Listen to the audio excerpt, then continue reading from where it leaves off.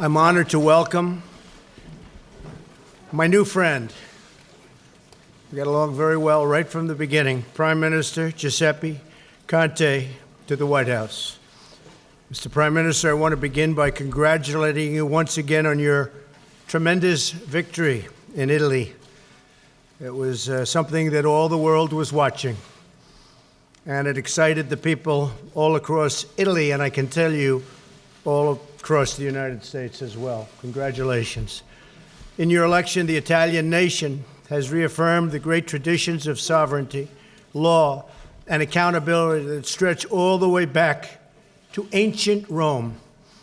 This proud heritage sustains our civilization and must be always defended. Today, Prime Minister Conte and I are pleased to announce a new strategic dialogue between Italy and the United States that will enhance cooperation on a range of issues.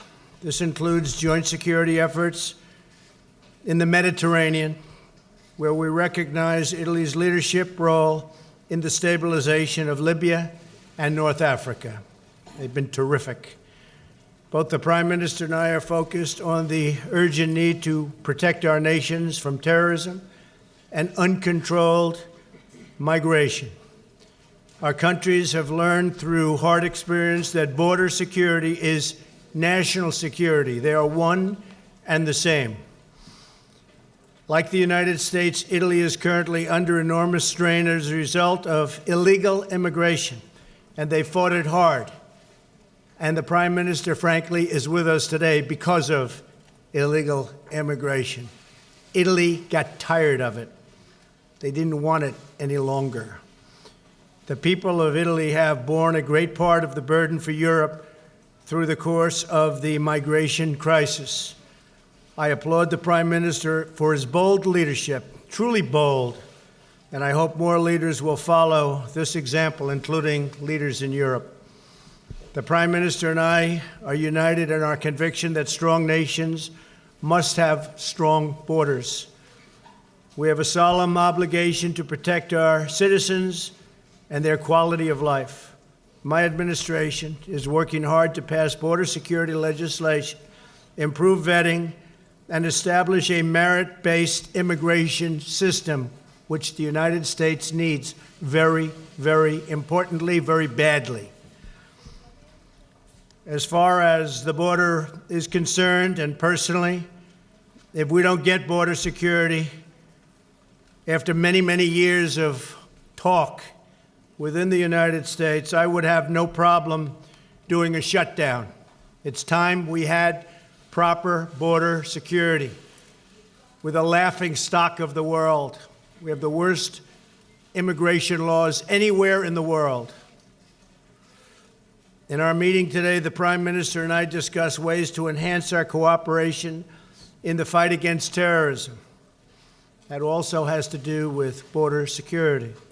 I want to thank the Italian people for Italy's contributions to counterterrorism and operations in the coalition to defeat ISIS, where we've had a tremendous success, as you know, and in NATO's resolute support mission in Afghanistan. The Prime Minister and I also agree that the brutal regime in Iran must never be allowed to possess a nuclear weapon. Never. We encourage all nations to pressure Iran to end the full range of its malign activities. The United States welcomes the partnership of Italy in these vital efforts. Today, we are also addressing the crucial issue of trade and commerce. We are working closely with our European partners, including Italy, to ensure fair and reciprocal trade. A few days ago, I met with President Juncker of the European Commission. We had a great meeting. Following that meeting, we announced a breakthrough agreement to remove trade barriers and increase United States exports of agriculture, energy, and other goods and services to the European Union. Now is also the perfect time to expand commerce between the United States and Italy. America's booming economy, setting records in so many categories, creates enormous opportunities for investment. Likewise, I recommend investment in Italy. It's a great place with great people. I look forward to working closely with the Prime Minister to open up new commercial opportunities that will reduce our trade deficit substantially and increase our mutual prosperity. Mr. Prime Minister, we discussed our shared goal of combating unfair foreign trade practices from non-market economies. They're brutal, but we're winning. These abuses include subsidies, excess capacity, intellectual property theft, forced technology transfer, currency devaluation, and distortion caused by state-owned enterprises. In this area, like so many others, cooperation between Italy and the United States can make a tremendous difference, not only for our countries, but all over the world. And it's making a big difference, and we're making a big difference, tremendous difference on trade and on fairness. But we also have to be fair to the people of the United States and the taxpayers of the United States. Mr. Prime Minister, thank you again for joining me for these important discussions. We are both outsiders to politics. Can you believe it? We are outsiders to politics. I look at all these wonderful politicians, and we're both determined to protect the rights and needs and interests and dreams of our citizens, and we will do that. I look forward to partnering with you to build on the incredible friendship between our countries and to creating a brighter future for both the people of Italy and the people of the United States. And with that, I just want to again thank you very much for coming to the White House. It is my great honor. Thank you.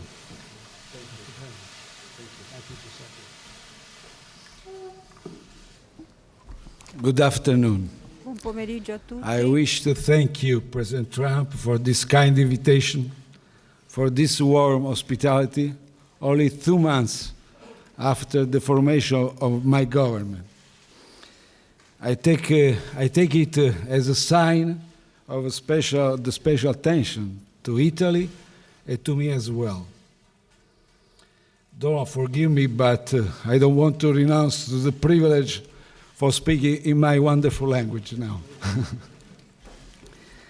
Prima di tutto vorrei rivolgere un pensiero di commossa solidarietà a tutti i parenti, familiari to all delle the vittime degli incendi families and all the members of the families, to the victims of the fires that took place recently in California. I'd also like un to caro saluto agli amici della NIA say a che sono qui very presenti. I rapporti tra affectionate hello to all the friends from NIAF. So our relationship is a very long one. It goes way back, and today we have strengthened it even more, and I'm extremely happy about this. And with this very fruitful encounter here in at the White House, we have made another step ahead in order to intensify our cooperation, our work together, to make it even more adequate vis-a-vis the geopolitical, economic situation in the world. From June 1st, there's another element that brings us even closer. The United States and Italy, my government, and the Trump administration are both governments that represent change. They were chosen by citizens in order to change the status quo and to improve their life conditions. There's so many things that bring us together, that unify us in Italy as in the United States. We are doing what we had promised during our electoral campaign, and we are working in order to give answers to the expectations of our citizens so that we won't disappoint them and we don't betray our mandate. In Italy, in the United States, we are proving that change is possible. Donald and I have concentrated on a number of topics, and we both have agreed upon and reached the following results, which in part were already mentioned. Today, we will have made a great step ahead. We will start working in Italy. It's a directorship booth, as it were, in the Mediterranean between Italy and the United States. I would say that we're almost twin countries in which Italy is becoming a reference point in Europe and a privileged interlocutor for the United States for the main threats and challenges that we have before us, terrorism, for all the crises that we see in the Mediterranean, and in particular in regards to Libya. Secondly, the American administration also recognizes that Italy has a leadership role as a promoter country that will lead to the stabilization of Libya. And of course, this with a great respect for the Libyan population. With the United States, we will be working in order to reach these results, and we will decide what needs to be done in view of this result. I am truly thankful to you, Donald, for your support. Thirdly, in terms of immigration, I also described to President Trump the innovative approach that Italy has put forth. And the European Union now has the responsibility to not leave the weight of the management of immigration on the shoulders of the countries of first arrival, like Italy is. And as you heard President Trump say, we appreciate this contribution which is provided by the Italian government, which is providing fruit, good results.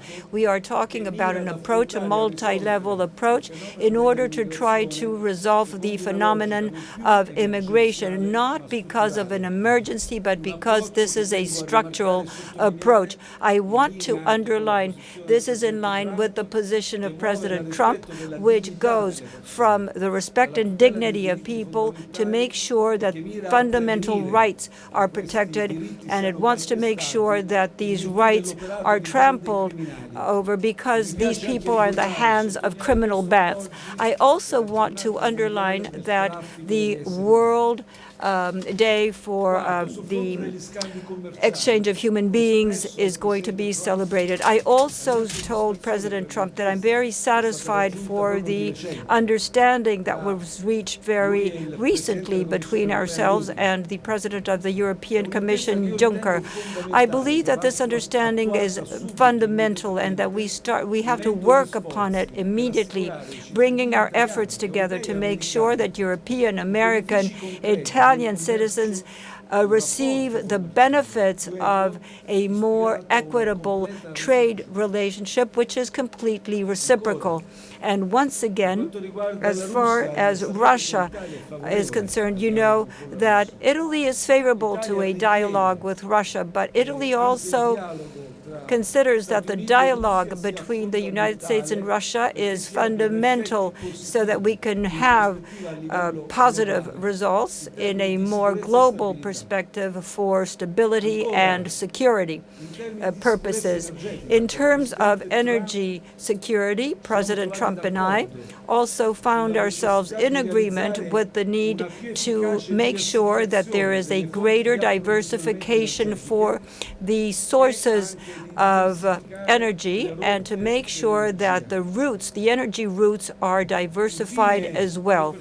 And finally, I personally am sure that we can increase and improve the relationship with the United States at all levels, and in particular in space and aerospace fields. We also already have a great partnership between the Italian Space Agency and NASA. So we hope that aerospace will bring together American technology, Italian technology, so that we can launch new aircraft that cross the atmosphere and will be able to bring the United States and Italy together in an hour and a half. This is a project that I'd like to speak in detail with the American administration. I thank you for your attention.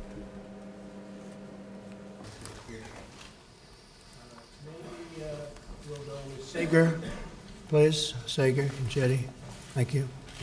Daily Caller. Thank you, Mr. President. To follow up on what you were saying about the shutdown, sir, are you saying that you would be willing to shut the government down in September if it does not fully fund $25 billion worth of your border wall and also deliver all of the immigration priorities that you listed in your tweet? Or are you leaving some room for negotiation there? I'll always leave room for negotiation, but this has been many years. This isn't just Trump administration. We're new.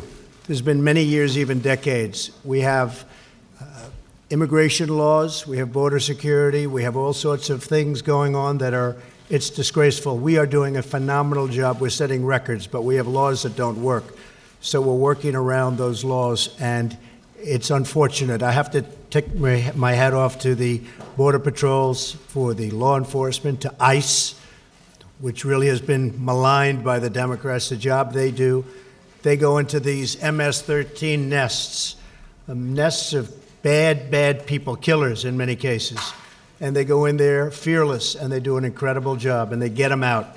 They either go to jail or they get out of the country. So I want to just take my hat off to ICE and the brave people that have really been maligned by the Democrats. We need border security. Without a border, as this gentleman can tell you also, because the Prime Minister really was a very big factor in his win, and other people's win in Italy. But it was a big factor in my win. We need border security. Border security includes the wall, but it includes many other things. We have to end the lottery. We have to end the chain. The chain is like a disaster. You bring one person in and you end up with 32 people. We have to end these horrible catch and release principles where you catch somebody, you take their name and you release them. You don't even know who they are. And then they're supposed to come back to a court case where they want us to hire thousands of judges. The whole thing is ridiculous. And we have to change our laws. And we do that through Congress. So I would certainly be willing to close it down, to get it done. As you know, we are already approving things in various bills, including we're going to be taking care of the military. We always put the military and law enforcement very high. But I would be certainly willing to consider a shutdown if we don't get proper border security. Thank you. Please. Sir, just to follow up on that quickly, is the $25 billion a red line for you? I have no red line, unlike President Obama. I just want great border security. Okay? Mr. Prime Minister, here in the United States, amongst our commentariat, there was a consensus that the President's appearance at the G7 and NATO damaged our relationship with those institutions. As a member of both of those institutions, what is your assessment of the President's appearance at both?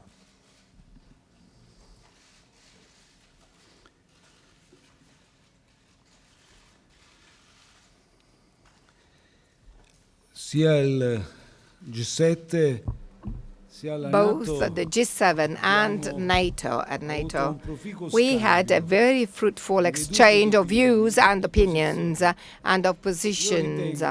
I think that all the positions and stances which are expressed with clarity and provide a contribution also to review well-established positions are more than welcome. There is a fruitful exchange. We had a fruitful exchange both at the G7 summit and at NATO summit in different frameworks. We, for instance, in the framework of G7 summit, we agreed on the need for reforming the WTO, the system of the WTO. It's a year-old system which considered China as an emerging country. You can understand that applying those same rules after years with the privileges granted to an emerging country clearly means having a system which is not well-functioning and not well-rational. At NATO, there was also a clear stance taken by President Trump, which I personally share fairly. He expressed a position and the need to rebalance the expenditure which is borne traditionally by the United States, which is very disproportionate. These are absolutely reasonable positions and stances, and I personally take them into great account, and I will be personally the carrier of the message, and I'll try and make the others understand these positions as well. We must negotiate with the United States to find the balance in the interest of Italian citizens, American citizens, and European citizens. I want to thank you. Also, I'd just add to that, but I do want to thank you for what you just said, because it's been very unfair to the United States. We had a very good G7 meeting. That's where Giuseppe and I became friends. I think we were probably more closely aligned than anybody else in the room. But it was a great meeting. In every respect, I would say it was very good. And NATO in particular. I went to NATO, and NATO was essentially going out of business because people weren't paying, and it was going down, down, down. You just have to look at the line. I came along last year, and in a fairly nice tone, I said, you got to pay. And they paid $44 billion more. And this year, I said it in a little bit stronger tone. And they're paying hundreds of billions of dollars more over the years. And NATO will be strong again. And if you speak to Secretary General Stoltenberg, I think he's the biggest fan of Trump because he said we couldn't collect money until President Trump came along. And he said last year we collected $44 billion, and this year the money is pouring in. But it's like the Prime Minister said, we really talk about imbalance. We were treated very unfairly. The United States was treated very, very unfairly because we're shouldering anywhere from 70 to 90% of the cost of NATO. That's not fair. It's not fair, especially when you take Germany, and Germany's paying 1%, a little more than 1%, and they're buying and paying tremendous amounts of money to Russia. So we're supposed to protect countries from Russia, but they're paying Russia billions and billions of dollars for the energy. Not good, not a good situation, and I let it be known. So the bottom line is the NATO countries are now paying a lot more money, and NATO's become a lot stronger because of it. And I appreciate your answer. Thank you. Please. Posso aggiungere, scusami Donald. Sorry, Donald, may I add something? I'm saying that as a person who has a huge experience as a lawyer, you have a president who is a strong supporter and advocate of the interests of the American people and the American country. He's a great negotiator. And I'm told there is Maria Luisa Rossi Hawkins from Mediaset Group who wants to ask a question. The question must be asked. Despite its terrific potential, the Italian economy underperforms regularly. Given your stellar success in the U.S. economy, what do you think would reignite the Italian economy, and what role do you think the EU should play on it? And President Conte, do you think President Trump's formula would work in Italy as well? Well, I can answer. The biggest thing Italy needs is great leadership, and they have it right now. I really honestly believe the Prime Minister is going to do a tremendous job on economic development. In addition to borders, you know, for economic development, you need borders also. But you have a man that's going to do a terrific job. I have no doubt about it at all. He knows how to sell. He knows how to promote really a great product because they make among the greatest products. I won't mention their names, but they are great. I have some of them. And Italy makes great product, and I think it's going to do very well economically, and we're there to help. We have had record numbers. I've been here for a little more than a year and a half, and we've had record numbers. We've had numbers that nobody believed possible, especially if you look at one particular fact that was not reported very much, trade deficit, $52 billion reduction in the trade deficit for the quarter. And I think probably Steve Mnuchin, Treasurer, is here, and Mike Pompeo, I think nobody would have thought that would be possible so quickly. $52 billion reduction in the trade deficit for the quarter. I think that Italy's going to be able to do the same thing, slightly different numbers, but the same thing. What role should the European Union play in the matter, sir? In the recognition of the... What role do you think the European Union should play in the reignition Well, that's up to them. I don't want to get involved in that. Look, the European Union, Jean-Claude and I had a fantastic meeting last week. We were having a hard time, and then I did mention tariffs on cars, and we got along very well. Very well. I think they're going to treat us very fairly, and we're going to treat them fairly. But as you know, it's been a one-way street. The European Union has totally taken advantage of the United States. We can't let that happen. Not fair to the United States. And by the way, Italy has a $31 billion surplus with the United States, meaning we have a $31 billion trade deficit with Italy, and we discussed that, and we'll work something out. We're going to work something out, okay? Thank you. Quanto a me, ho As far as I'm Sono molto concerned, invidioso I'm very envious dei numeri, dei fattori of di the crescita dell'economia records americana. and the growth Ne abbiamo parlato figures prima of the American con economy. Donald. We discussed that Ovviamente, before with in Donald. qualche modo sono sistemi Somehow, incomparabili, these perché are sono systems grandezze which cannot be completamente diverse. compared because they are Però quello che posso dire magnitudes, è che orders of sono magnitudes which are contento, very invidioso, different, ma but at the anche same time ambizioso, come envious leader but di governo ambitious della mia at the economia, same time. As government di leader, fare tanto, I'm ambitious molto for più my di quel che si è economy fatto to in do passato. a lot, much Stiamo more than what preparando was una done serie in di the riforme past. We are strutturali preparing a series of che structural porteremo reforms which we all'attenzione will anche be dei nostri submitting partner europei, to the attention of our European tra cui partners too. Non vorrei che fosse messa da parte I do anche not la want riforma fiscale. the tax che qui è reform to be stata set una leva anche per la aside. crescita It was a economica, leverage in this perché country for generalmente economic growth, costituisce, se ben and generally it costruita, represents, if una well leva per la crescita constructed, it economica. represents Ma a noi stiamo leverage for lavorando economic anche growth. per We are la working also semplificazione on normativa, streamlining burocratica, and simplifying amministrativa. red Stiamo tape, lavorando per administration, colpire regulations. le So we are sacche di trying corruzione, to stiamo lavorando per accelerare i eliminate processi civili, corruption pockets. We are trying procedimenti to speed esecutivi. up the Sono civil tutti questi trials, i fattori insieme al the reddito di procedures, cittadinanza the che dà un proceedings. They are all sostegno sectors per coloro che together perdono with the l'impiego, per citizenship essere income, riavviati al which will lavoro. support those people Sono who lose tutte a job queste le to riforme find che a new one. riteniamo These are all the consentiranno reforms di that costruire we quella leva consider to economica be nel nostro paese a positive che element possa to agganciare represent an crescita economic a questo leverage for tasso our negli Stati Uniti. country, which can then try and reach the growth. I do think this, one of the biggest things that we've done, obviously the massive tax cuts, but maybe equal to, would be the tremendous cuts in regulation. And I know Italy well, and they have a lot of regulation. And I have no doubt that the Prime Minister, Giuseppe, will be working very hard on that. But I think, Giuseppe, I can say from our standpoint, one of the most important things we did was cutting massively these horrible regulations. And I believe so strongly in the environment. I want the cleanest air, the cleanest water, the cleanest everything, the best everything. But you had 10 regulations for every point in some cases. It was ridiculous. It would take many years to get a highway or a road approved. We have that way down. We have it down to 2 years, and it'll hopefully be down to 1. And it may get rejected, but at least it's going to go quickly. So we want regulation, but it's got to be cut to a minimum and do the trick. And I think that Italy will follow suit. I know they've looked at it very strongly, and they're going to follow suit. Okay, thank you. Thank you very much.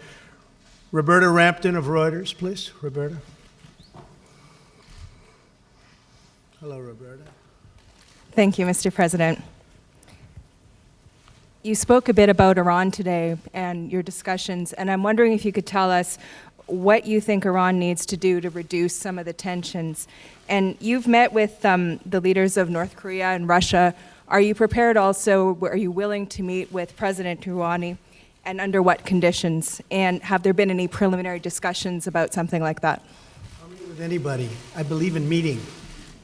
The Prime Minister said it better than anybody can say it. Speaking to other people, especially when you're talking about potentials of war and death and famine and lots of other things, you meet. There's nothing wrong with meeting. We met, as you know, with Chairman Kim, and you haven't had a missile fired off in 9 months. We got our prisoners back. So many things have happened so positive. But meeting with people, I had a great meeting, in my opinion. Of course, the fake news didn't cover it that way, but I had a great meeting with President Putin of Russia. I think it was a great meeting in terms of the future, in terms of safety and economic development and protecting Israel and protecting everybody. I thought it was a great meeting.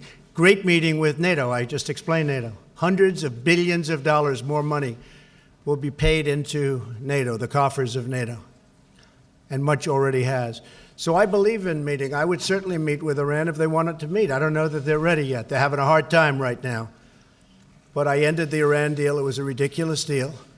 I do believe that they will probably end up wanting to meet, and I'm ready to meet anytime they want to. And I don't do that from strength or from weakness. I think it's an appropriate thing to do. If we could work something out that's meaningful, not the waste of paper that the other deal was, I would certainly be willing to meet. Do you have preconditions for that meeting? No preconditions, no. They want to meet, I'll meet. Anytime they want. Anytime they want. It's good for the country, good for them, good for us, and good for the world. No preconditions. If they want to meet, I'll meet. Prime Minister, I wanted to ask if you and the President, you talked about the need to stabilize Libya. I wanted to ask if you and the President discussed working together on energy production in Libya in some way. Did you discuss oil production in Libya? Do you see a way for the United States to become involved there, perhaps with Italy's help?